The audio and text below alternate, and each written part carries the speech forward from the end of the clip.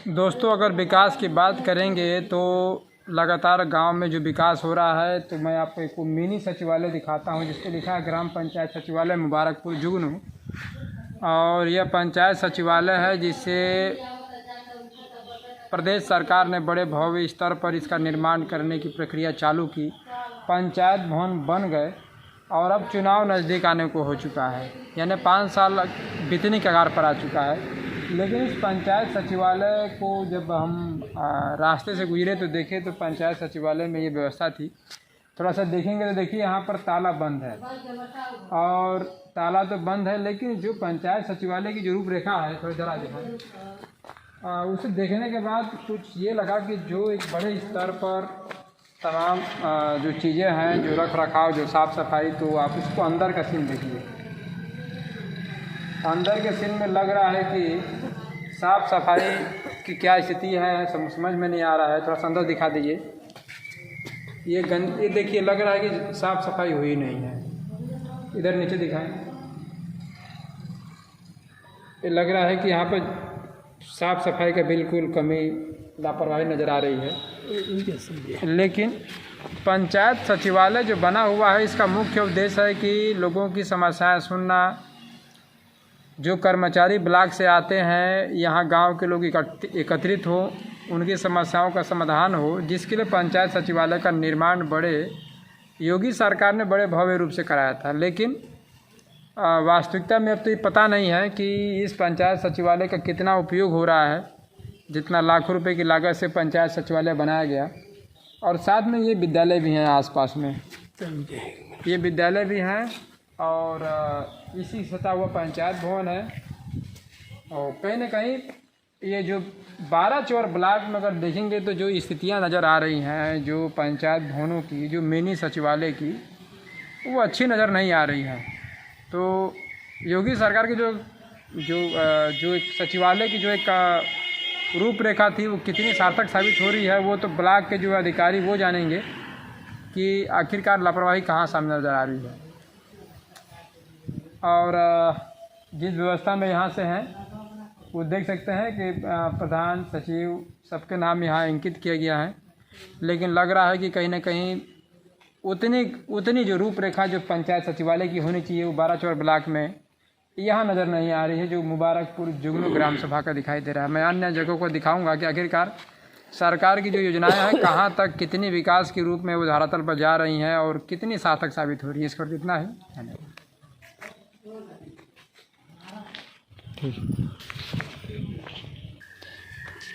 देखिए भाई, हमारे बीच में गांव के कुछ वो नौजवान हैं जो हमें देखे तो आ गए हैं। थोड़ा नदी का जाए। क्या नाम पड़ेगा आपका? मेरा नाम हिटलाल भारती है। अच्छा। मुबारकपुर जुगनू के बारे में क्या कहें? गांव में विकास कितना हो रहा है? पंचायत सचिवालय को तो हम देख रहे हैं, इससे कितना लाभ मिल पा रहा है आप लोगों को? देखिए, हमारे गांव में पंचायत सचिवालय बना है, लेकिन नियमतः इसमें जो ग्रामवासियों को लेकर बैठक होनी चाहिए, वो बैठक होती नहीं है। इस बार इधर यहाँ है, जो कि हमारे यहाँ ग्राम प्रधान जी हैं, उनका कार्यकाल लगभग ख़त्म होने वाला है। इतने लगभग 4.5 सालों में सिर्फ एक ही बैठक यहाँ पे हुई है। सेक्रेटरी जो ब्लॉक के जो कर्मचारी हैं, उनसे कभी आप लोग का सामना हुआ है कि नहीं? नहीं, हमारे गांव में एक ही बार यहीं पे मिले थे उनसे। अच्छा। इसके बाद वो हमारे गांव में कभी नहीं जाए। आते भी हैं तो कोई खास कार्य के लिए आते हैं, सर्वे करके चले जाते हैं। यहाँ पे मतलब सामुदायिक पर कोई विशेष चर्चा नहीं होती है, जो कि होनी चाहिए।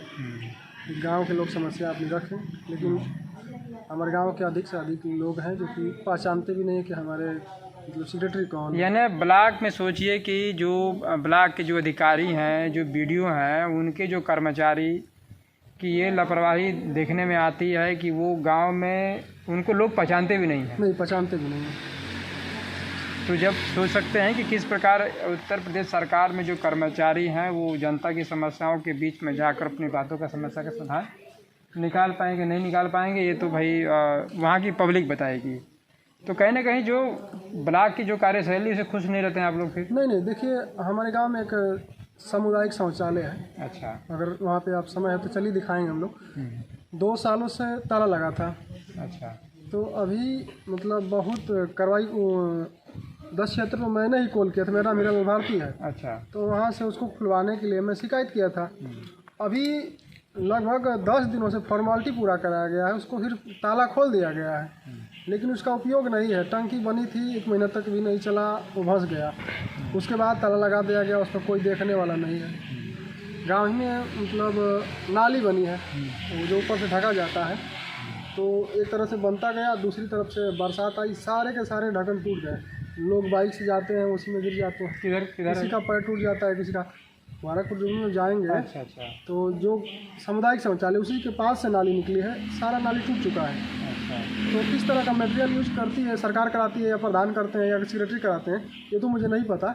लेकिन यानी बड़े स्तर पर जो मनरेगा जेई हैं, हाँ, जो जेई जो अपना एस्टीमेट तैयार कर रहे हैं, उनकी भी लीपापोती नज़र आ रही है। बिल्कुल, क्योंकि नाली 6 महीना तक भी नहीं चला, वो पूरी की पूरी नाली धंस गई है। लोग उससे काफ़ी परेशान हैं। बरसात में किसी कर्मचारी से भेंट हुआ है आपका?